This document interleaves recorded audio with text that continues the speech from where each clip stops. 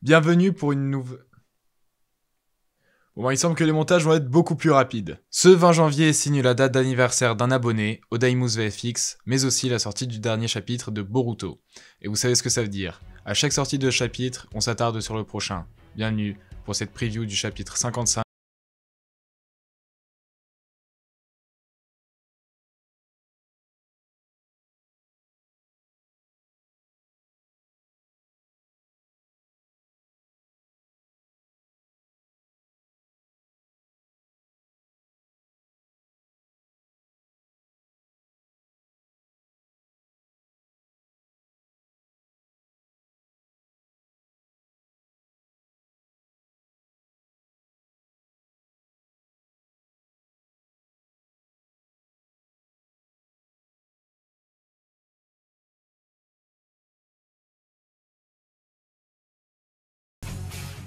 Juste après cette magnifique over que vous venez de voir, on retrouve Borushiki après qu'il ait planté son kunai dans le Rinnegan de Sasuke. Il confirme s'être pris au ninjutsu spatio-temporel de Sasuke afin de coincer nos protagonistes dans cette dimension avec lui.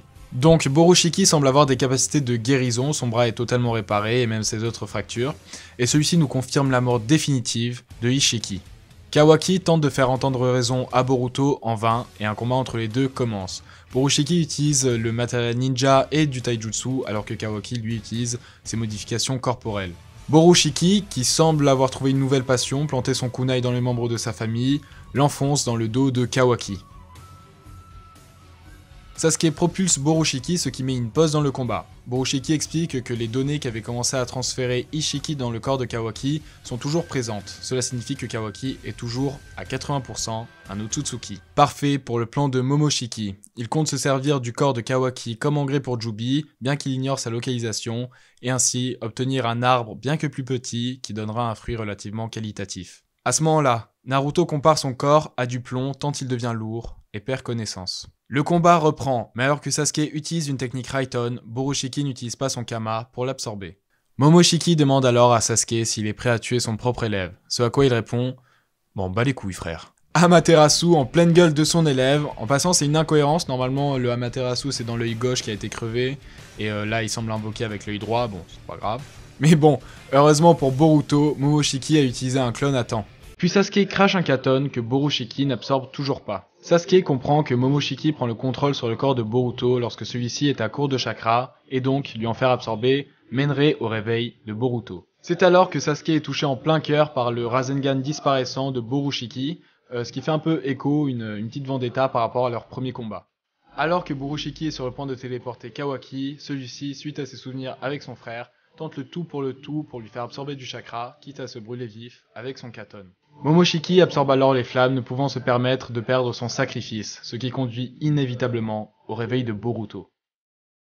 Celui-ci empêche Momoshiki d'utiliser la téléportation et parvient même à lui briser la corne, ce qui enlève toute emprise qu'il avait sur lui. Boruto s'écroule alors au sol et s'excuse pour tous les problèmes qu'il a causés, ce à quoi Kawaki répond « Ne t'en fais pas, moi aussi j'en ai posé beaucoup, mon frère ». C'est donc la première fois que Kawaki appelle Boruto son frère et qu'il exprime autant d'émotions dans un chapitre. Sasuke s'approche alors du corps inconscient de Naruto et n'en croit pas son œil. Naruto serait-il dans un état pire que le coma?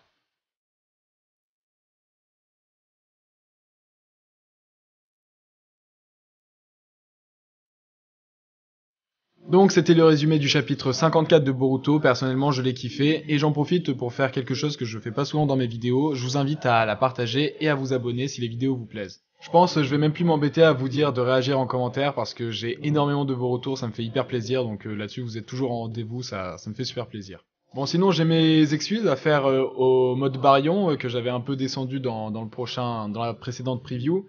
Où je disais ah mais c'est trop nul, c'est trop cheaté, il y a pas enfin les effets secondaires ils sont trop faibles pour la puissance que ça apporte. Bah, on dirait que je me suis trompé.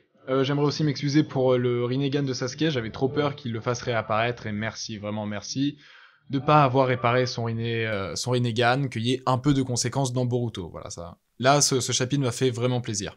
Bon, niveau prévisions qui se sont avérées justes, ça fait déjà 2-3 mois qu'on avait prévu que Momoshiki, enfin Borushiki, pouvait réparer ses blessures, et ça a été confirmé dans le précédent chapitre, donc à ce niveau-là, pas beaucoup de surprises. Par contre, cela signifie-t-il qu'il peut réparer la corne brisée? Parce que jusqu'à présent, on a vu Madara, Obito, Kinshiki qui avaient vu leur corne brisée et elles n'ont pas repoussé, donc peut-être que la prochaine fois qu'on verra Momoshiki, il aura une corne toujours en moins. Après, on sait que Boruto peut se régénérer de certaines blessures, à part potentiellement sa corne, mais est-ce qu'il pourrait par exemple, si on lui coupe un bras, le faire repousser entièrement, ou juste sa cicatrice très vite? Ce serait très cheaté s'il peut se faire repousser des membres et tout, donc j'espère que c'est juste que ça cicatrise. Donc dans ce chapitre, on a aussi vu Momoshiki utiliser le ninjutsu, le taijutsu, etc. C'est notamment grâce à ça qu'il a pu tenir tête à Sasuke. Donc je vous l'avais dit, le fait que Momoshiki s'intéresse au ninjutsu et tout, enfin aux arts, on va dire, des humains, ça va le projeter très très loin. Et peut-être qu'il se rapprochera du niveau de Hagoromo, parce que Hagoromo, pardon, c'était un Otsutsuki qui utilisait le ninju, du coup qui est devenu le ninjutsu. Et donc si Momoshiki fait la même chose, il risque énormément de se rapprocher de ce niveau. Enfin, on avait deviné le plan de Momoshiki, qui était de sacrifier un des deux enfants dans la gueule de Jubi et ressusciter à travers l'autre. J'aurais personnellement pensé qu'il allait poser d'abord son Kama sur Kawaki, car à ce moment-là, j'ignorais que les données de Ishiki allaient rester. Donc pour moi, il les avait perdues et Momoshiki devait d'abord mettre des données Otsutsuki sur Kawaki avant de le sacrifier. Mais du coup, là c'est une information qui était un peu dure à deviner. Mais par contre, j'aurais pensé qu'il aurait plutôt sacrifié Boruto et ressuscité à travers Kawaki. Parce que selon moi, Kawaki est toujours un meilleur réceptacle que Boruto. Parce que si c'est pas le cas, Ishiki est vraiment le personnage le plus con de tout Naruto Boruto. Excusez-moi, mais le gars, ça fait 1000 ans qu'il est sur Terre, il est au courant que Kaguya était là, qu'elle a eu des descendants, etc. Si dès le début, il savait que mettre le Kama sur un descendant de Kaguya était la meilleure des options, et qu'il se fasse quand même chier à récolter de l'argent, à acheter des enfants à des familles défavorisées, à faire des tests dessus, etc. Alors que depuis le début, il aurait juste pu prendre un descendant de Kaguya pour lui poser le Kama dessus. Enfin, franchement, il serait vraiment trop con. Donc je pense toujours que Kawaki est un meilleur réceptacle que Boruto, et la raison pour laquelle Momoshiki aurait pas d'abord posé le Kama sur Kawaki et sacrifié Boruto, à mon avis c'est parce que là c'était l'occasion parfaite, c'était le moment où ah putain il y a tout qui est réuni, je vais pas perdre du temps à poser mon Kama sur Kawaki, prendre le temps de petit à petit prendre le contrôle de son corps pour après jeter Boruto. Au pire, c'est pas grave, je ressuscite à travers un réceptacle qui est moins bon, mais au moins j'aurai direct un fruit du chakra et tout. Donc je pense que c'était vraiment là-dessus que misait Momoshiki. J'insiste sur le fait que Momoshiki va poser son Kama sur Kawaki, car on sait que Kawaki plus tard aura à nouveau un Kama, et que Ishiki est confirmé comme étant définitivement mort. Donc la mort de Ishiki, j'en avais parlé dans une vidéo théorie, dans la précédente preview aussi, donc ça franchement je pense que c'était la meilleure chose à faire. Bon, peut encore y avoir des moyens pour qu'il revienne, par exemple si quand Kawaki lui a sauté dessus et qu'en effet il va obtenir le Kama comme ça. Mais bon, là ça fait un peu plus d'un chapitre qu'il a déjà tué Ishiki, donc ça commence à faire un peu long. Donc personnellement, je vais rester sur l'hypothèse que ce soit Momoshiki qui pose son Kama sur Kawaki, et la raison pour laquelle il aurait encore les motifs de Ishiki, ce serait parce qu'il y a encore les données de Ishiki dans Kawaki, et donc au début, enfin c'est une théorie, mais qu'au début il aurait les motifs de Ishiki, et que petit à petit ils reprendront les motifs de Momoshiki. Passons au cœur du sujet, dans quel état se trouve Naruto. Bon, c'est sûr, il peut pas juste avoir perdu connaissance vu la réaction de Sasuke, et en plus au début du manga Boruto, celui-ci dit que son père va vite être éjarté de l'histoire. Première possibilité, il est en pleine agonie. Il ne respire plus, son rythme cardiaque est aléatoire ou je ne sais quoi. Cela pourrait être dû à la mort de Kurama, mais ça m'étonnerait que ce soit le cas, que Kurama ait épuisé ses réserves de chakra avant celles de Naruto. Ou c'est juste que Naruto a été irradié par sa propre technique et a vu son temps de vie réduire drastiquement. Soit Naruto est bel et bien mort. Je pense qu'il est temps de faire mourir notre héros dans son combat contre la plus grande menace qu'ait connue l'humanité jusqu'à présent, et qu'il garde ainsi son titre de légende. Ainsi, il passe son flambeau, la flamme de la volonté, à la nouvelle génération, tel est le thème de toute la saga Naruto-Boruto. Dans tous les cas, on peut imaginer un Sasuke qui parvient à sauver Naruto à l'aide d'une technique qui impliquerait sûrement un sacrifice, mais étant donné qu'il n'a plus Rin et Tensei, ça va être un peu compliqué. J'étais resté attaché à l'idée que ce soit Sasuke qui meurt avec tout ce build-up lorsque Sasuke dit à Boruto « tu me rendras ce bandeau toi-même », etc. Soit, étant donné que Kawaki a gardé les réécritures de Ishiki, bien qu'il n'ait pas gardé ni son apparence, ni sa manière de penser, peut-être aura-t-il gardé ses pouvoirs. Parmi eux, on compte la dimension où le temps s'arrête. Par contre, il nous a été dit que les êtres vivants ne pouvaient pas y être stockés. Donc soit, ce qu'on entend par là, c'est les êtres vivants, donc les êtres qui possèdent des cellules, ou les êtres qui possèdent la vie. Donc, peut-être qu'un Naruto qui vient de mourir pourra y être stocké. Je trouve ça bizarre d'avoir introduit toute cette dimension, tout ce dojutsu de Ishiki, pour au final de rien en faire.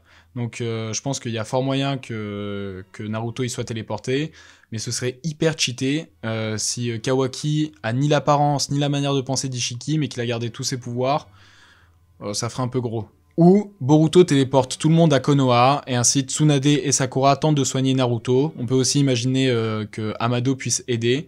Il y avait aussi cette théorie pendant la Grande Guerre Ninja, la quatrième Grande Guerre Ninja, que Tsunade ait appris la technique de Chiyo, vous savez, le sacrifice qu'elle a utilisé pour sauver Gaara, donc peut-être que Tsunade pourrait faire la même. J'opte personnellement pour la mort de Naruto, je pense que ce serait une mort hyper héroïque, touchante, qui permettrait le développement de beaucoup de personnages, mais je pense que les éditeurs, surtout avec le retour de Kishimoto, vont plutôt opter pour soit le garder stocké dans une dimension, donc que ce soit celle d'Ishiki ou qu'il trouve une autre pirouette scénaristique, ou de le garder en vie mais affaibli comme ils ont fait avec Maito Gai, mais franchement ça lui retirait son titre de légende, moi je suis contre. Sinon, il y a une théorie d'un youtubeur qui s'appelle Dylan KT, je crois bien, et qui consiste à ce que, en fait, dès le prochain chapitre, l'ellipse ait lieu. On sait, d'après Ikemoto, que l'ellipse arrive très prochainement, et ce serait vraiment intriguant qu'après un tel suspense, il y ait une ellipse, et que du coup on sache pas tout ce qui s'est passé pendant cette ellipse, et qu'on apprenne petit à petit les choses. Franchement, hyper stylé, j'y avais pas du tout pensé, mais à voir. Sinon, j'ai bien fait d'attendre, un texte de promotion des prochains chapitres de Boruto est sorti et sous-entend 3 choses. Que Naruto est toujours vivant, que Amado risque de trahir Konoha, et que Code jouera un grand rôle en tant qu'antagoniste. Pour aller voir plus en détail, je vous invite à aller voir la vidéo de Saikyo de 20. Donc je pense que Naruto risque bel et bien d'être gardé de côté en vie, franchement, pas ouf du tout, mais... Amado pourrait trahir Konoha, car on sait que son but ultime n'était pas seulement de tuer Ishiki, bon ça lui permet quand même de survivre, mais on sait qu'il avait un rêve qui était lié à Delta, donc là-dessus j'ai pas plus d'informations, pas plus de théories, je vois pas pourquoi non plus il essaierait de nuire à Konoha, au contraire il pourrait se servir d'eux pour atteindre ce rêve, mais comme je viens de le dire, je pense pas avoir assez d'éléments. Enfin, on peut imaginer que Code, qui constate que les bars qui gardaient prisonnier Jubi ont disparu, comprend que Ishiki est mort, et donc essaie de tenter un truc avec Jubi. Je pense personnellement pas qu'il va tenter de le sceller en lui. De un, peut-être qu'il connaît pas juste la technique. On sait pas vraiment si c'est un ninja. Vous savez, les membres de Kara, on maîtrise pas tous le ninjutsu. En plus, le Fuinjutsu, donc l'art du scellement, c'est un art très compliqué. Et scénaristiquement parlant, encore se taper un Jinchuriki de Jubi, franchement c'est bon. On sait que Code aussi a un rêve, puisqu'il est un membre de Kara, mais on ignore encore lequel. Mais étant donné qu'il a été présenté comme futur antagoniste, on peut très bien imaginer qu'il téléporte Jubi à Konoha pour détruire le village pour la 457e fois. Pour résumer, il est fort probable que Naruto reste en vie même si ça me déplaît, et que Code et Amado la foutent à l'envers à Konoha et risquent de faire de la merde avec Jubi. Allez, passons aux prévisions pour les post-chapitre 55.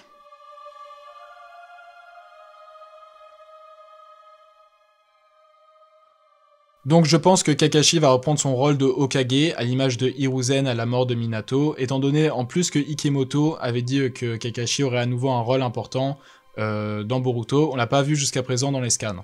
Donc on sait que Jubi est inclus dans le plan de Momoshiki, donc peut-être tentera-t-il de connaître sa localisation à l'aide du parchemin de Konohamaru, dans lequel était localisé justement Jubi. Soit ce dernier va directement être téléporté à Konoha, comme j'avais dit dans l'une de mes potentielles prévisions, donc ce sera beaucoup plus simple pour lui. Soit il va directement voir les membres de Kara, donc Amado ou Code. Mais bon, Amado a fait en sorte à ce que le plan de Ishiki soit réduit à néant, donc je pense pas qu'il aidera trop Momoshiki. Donc maintenant que les protagonistes savent que Momoshiki peut prendre le contrôle du corps de Boruto lorsque celui-ci est à court de chakra, il risque de faire en sorte d'avoir toujours une réserve de chakra, quelqu'un à côté de lui qui peut lui en fournir. Mais bon, si ça peut empêcher Momoshiki de prendre le contrôle du corps de Boruto, ça ne lui empêche pas d'arrêter la transformation. C'est juste que, en attendant qu'il soit totalement transformé en Momoshiki, ce dernier se manifestera pas. Donc, il faut trouver un moyen d'arrêter définitivement cette transformation. Soit Sakura pourrait aider Boruto à maîtriser son sceau. Pour ceux qui comprennent pas ce à quoi je fais référence, je vous invite à aller voir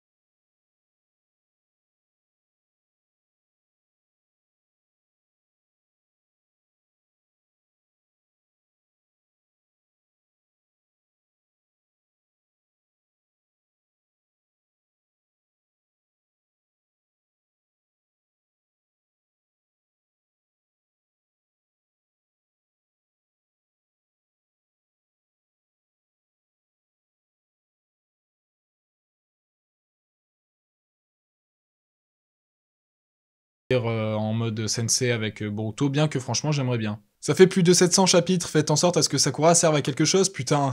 Ensuite, le seul moyen que je vois pour que Kawaki devienne méchant, si c'est bel et bien lui qui devient le méchant dans la scène du futur, c'est soit qu'il est sous l'emprise d'un Otsutsuki, donc Momoshiki ou Ishiki, donc j'opte, vous commencez à me connaître, j'opte plutôt pour Momoshiki, ou il pourrait très bien être manipulé par Amado, on sait que celui-ci met des commandes dans ses sujets, donc il pouvait faire perdre connaissance à Delta. Donc peut-être qu'il a codé d'autres choses dans ces sujets afin de prendre le contrôle de leur conscience. Donc ensuite, quand est-ce que Boruto aura sa cicatrice à l'œil? Peut-être qu'en se téléportant à Konoha, eh ben, il va reperdre du chakra et Momoshiki va reprendre le contrôle, mais franchement ce serait un peu con. Donc soit c'est plus tard que Momoshiki va reprendre le contrôle, peut-être même que ce sera même pas quand Momoshiki aura pris l'emprise du corps de Boruto que quelqu'un lui fera la cicatrice en prévision, donc Sasuke, même des méchants, je sais pas. Ou même, encore une autre possibilité, que Boruto se l'inflige tout seul. Ça ferait un peu écho à quand Naruto s'était planté le kunai dans la main.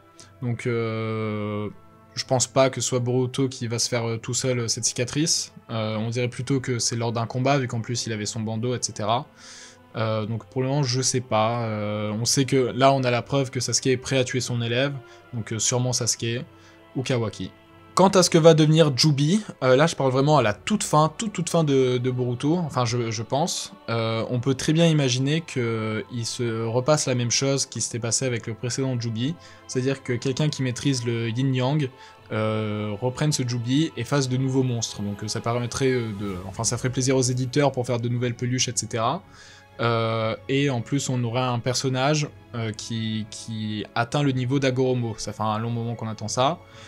Donc soit c'est Boruto qui atteint ce niveau, soit on pourrait imaginer que c'est la combinaison de Boruto et de Kawaki, que par exemple l'un maîtrise à 100% le yin, l'autre à 100% le yang, et ensemble ils parviennent à faire de Jubi, à faire de nouvelles créatures avec Jubi. Donc franchement, en plus ce serait beau, parce qu'on sait que Jubi de base c'est une créature qui pense pas trop, qui est juste de la destruction, qui incarne la destruction, et donc là encore le fait de ah bah maintenant on maîtrise ça, et vous savez tout le message de Naruto c'est aussi de l'amour, etc.